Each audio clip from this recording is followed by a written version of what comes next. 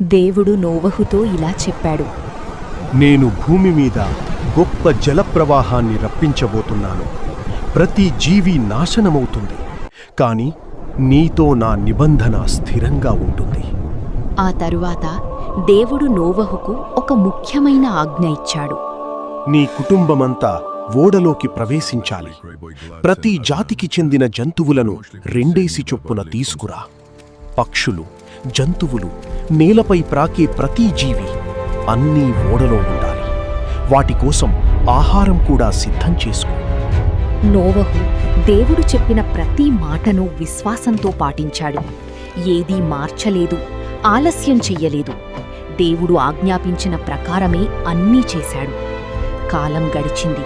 నోవహుకు అప్పటికి 600 సంవత్సరాలు. ఒకరోజు దేవుడు మళ్ళీ ఇలా అన్నాడు.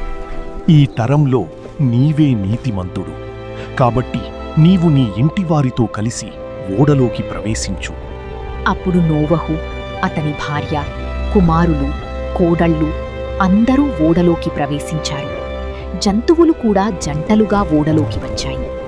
7 రోజుల పాటు ప్రపంచం నిశ్శబ్దంగా ఉంది. ప్రజలు తమ పనుల్లోనే ఉన్నారు. కాని 7వ రోజు ఆకాశం ఒక్కసారిగా మారిపోయింది. భూమి మీదికి మహాజలప్రవాహం ప్రారంభమయ్యింది.